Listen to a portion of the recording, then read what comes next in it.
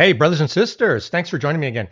So, I think we're going to do a story today that's a little bit off the Charlie Kirk track, which is good. It's tangentially related, but it's not directly about Charlie Kirk.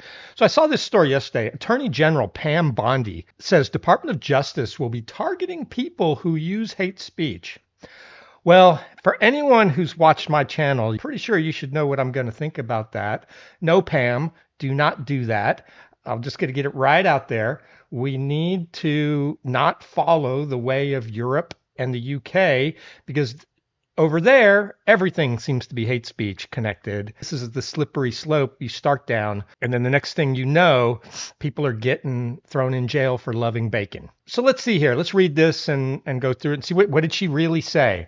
There's free speech and there's hate speech, the Attorney General said in an interview on Katie Miller's podcast, which has received pushback from some on the right. Yep, I bet. No, Pam, I'm not a lawyer. I know, and you are, and you're a very important person, but you're wrong. There is only free speech. There is no hate speech. And I don't want there to be hate speech laws because, again, I don't want to follow the UK. I like my bacon. U.S. Attorney General Pam Bondi said the Trump administration will be targeting hate speech, which she differentiated from free speech and then tried to walk back a day later. Okay, she realized her mistake. Some people just misspeak in the passion of the moment. There's free speech and then there's hate speech, Bondi said in an interview on the Katie Miller podcast that aired Monday, appearing to shrug off First Amendment concerns.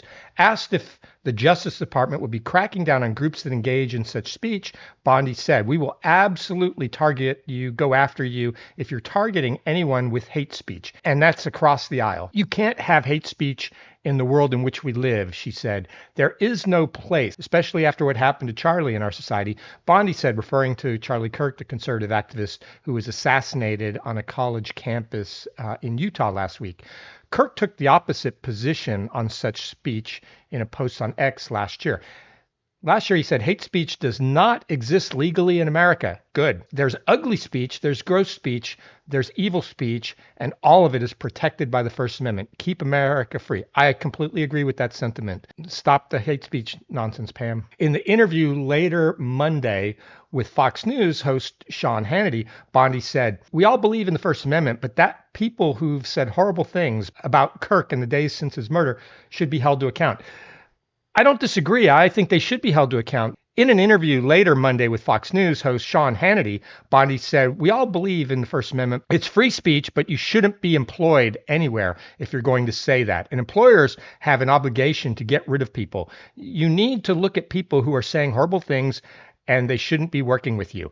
Yes, we've got a teacher in Canada who showed the Charlie Kirk video to his, I think it was 10-year-old students, if I remember right. He's been suspended now while they're investigating. I think that's right.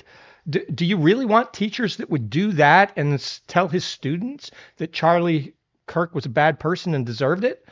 Is that the people you want teaching your kids? There's nurses out there laughing about it and even saying that they wouldn't give care to somebody like Charlie Kirk if they were under their care. Do you want to go get treatment from that nurse? Think about it. Your college age kids, do you want them being indoctrinated by these lunatics who are happy about murder? I certainly don't. And yeah, employers also have to worry about creating safe work environments. If you have someone that you work with and they're celebrating the death of Charlie Kirk and you're a conservative, might they not shoot you? They're absolutely making lists on the internet today of their next targets. I've seen them. They're there. Go out and look. No, they should be shamed in the public square. They should be fired from their jobs.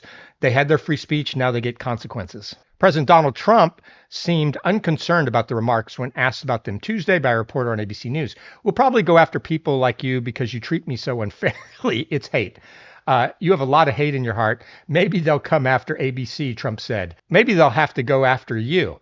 Yeah, so he's basically making fun of him. I think I did see Trump just filed like a really big lawsuit against New York Times. They've been engaging in criminal defamation of him for years, and he was going to sue them for it. So we'll see. We'll see what a court decides. Some of the president's allies and supporters were critical of Bondi's comments. "We don't need DOJ to prosecute hate speech.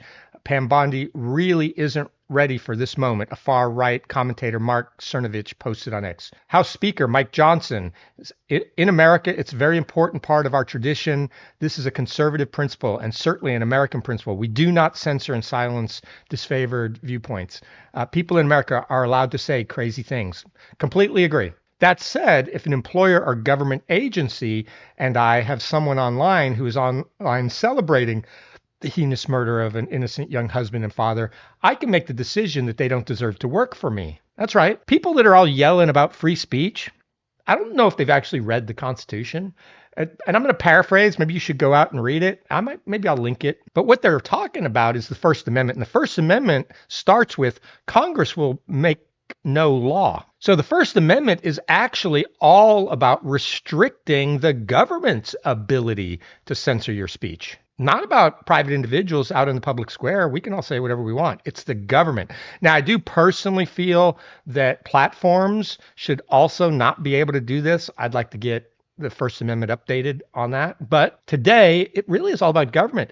So if a boss doesn't like what you have to say, I think in most cases they can fire you.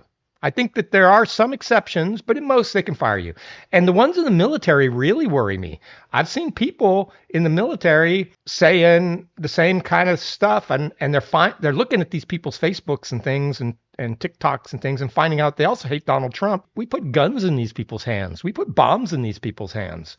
We don't need our military radicalized as well, like these other lunatics. No, the military needs to be apolitical. It doesn't matter who the president is. The military needs to just go follow orders and not get political. That's just how it is. Bondi appeared to take a softer stance and attempted to refine her remarks in a lengthy post on X on Tuesday morning, saying she was referring to violent threats. She also seemed to suggest in her post such threats only come from one side of the political aisle. Hate speech that crosses the line into threats of violence is not protected by the First Amendment. I agree with you there. It's a crime. Far too long, we've watched radical left normalize threats, call for assassinations, cheer on political violence. That era is over. You cannot call for someone's murder. You cannot swat a member of Congress. You cannot dox a conservative family and think it will be brushed off as free speech. These acts are punishable crimes, and every single threat will be met with the full force of law. Free speech protects ideas, debate, even dissent, but it does not and will not protect violence. No, I agree with that. So I think she's on the right track now. We don't need hate laws. I always hate all the hate laws. Just say you were in the KKK and you murdered a black family, right? We should just throw you in jail for murder. We don't need hate. We know you hate them. A lot of people who murder people hate people. We don't need to call it a hate murder. It's just a murder. Same thing for speech. We don't need new laws related to speech. I think the Supreme Court precedents are well established on this, that if you are inciting violence, that's crossing a line and is not protected speech. The problem is the devil's in the details.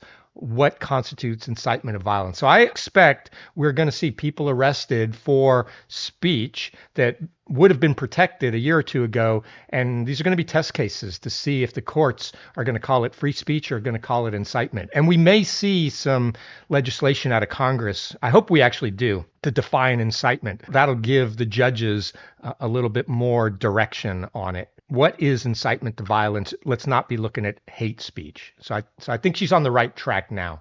It is clear this violent rhetoric is designed to silence others from voicing conservative ideals. We will never be silenced, not for our families, not for our freedoms, never for Charlie. The level of political violence and threats in the country has surged in recent years with attacks on Democrats and Republicans alike. I'm not going to go read her actual Twitter, but if she's alleging that it's all on the right, I disagree with you there. I think it's like a 90-10 thing. There is about 10% of the violence is on the right and about 90% is on the left. That's my view. Trump was the target of 2 assassination attempts during the latest campaign. Yeah, so people who say that there's no violence on the left and it's all on the right, I'm sure they're going to say it was people on the right that tried to shoot Trump, the one who did shoot Trump and the one that wanted to shoot Trump. I'm sure they're going to say they were both conservatives. Among Democrats, Minnesota State Melissa Hortman and her husband were killed in what authorities describe as politically motivated assassination, while one of her colleagues, State Senator John Hoffman, survived being shot multiple times, allegedly by the same gunman. And yeah, that guy was a right-wing lunatic. But see, the difference is I don't see anybody who was out there celebrating their deaths. Now, there were a few knuckleheads. I think there was a senator that kind of joked about it a little bit, but there's always one or two knuckleheads. After Charlie Kirk died, there's thousands, tens of thousands of knuckleheads. And so it's not the same. It isn't. The scale is completely different. In her interview with Katie Miller, Bondi struck a broader tone and cited the arson attack this year on the home of Pennsylvania Governor Shapiro.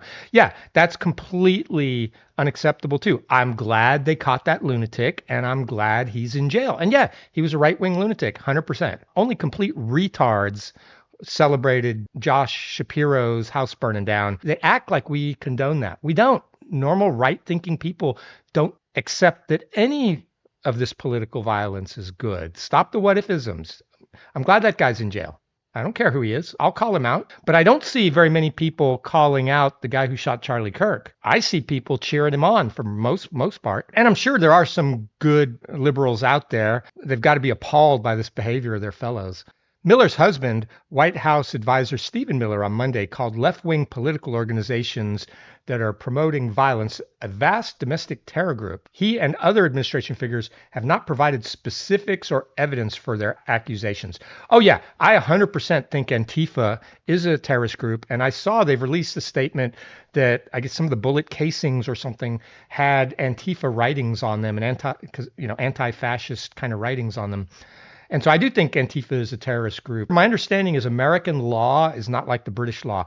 There is no legislation about labeling a group internal to America as a terrorist group, as a domestic terrorist group. But there's other tools that the Justice Department has to go after these maniacs. I would like to see legislation that comes down hard on domestic terrorist groups. It's a slippery slope, right? I don't want them to go and leave it so broad and vague that it gets applied to people like Palestinian Action.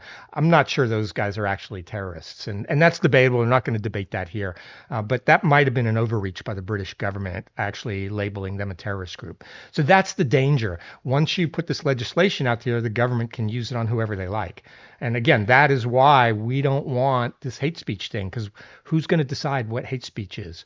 With God as my witness, we are going to use every resource we have at the Department of Justice, Homeland Security, throughout this government to identify, disrupt, dismantle, and destroy these networks and make America safe again for the American people, Miller said while appearing with Vice President Vance on a special tribute edition of Kirk's podcast. It will happen, and we will do it in Charlie's name, he added. Yeah, I want these groups dismantled. All right, so I'm okay with this. Bondi walked it back. She realized she said the wrong things. Now, Democrats are all going to say she's got to go. It shows she's incompetent and all that. No, she just misspoke. She said something dumb. It's not that big a deal. But I am for her sentiment of what she was saying. Anyone who's inciting violence no longer has free speech protections, and we need to go after them. Anyone that is mobilizing and organizing as a domestic terrorist group needs to be labeled as such and treated as such. That's just how it is. All right, that's what I think. If you like and subscribe. If you don't like, don't watch me. And of course, as always, tell me what I got wrong. Thanks. Bye.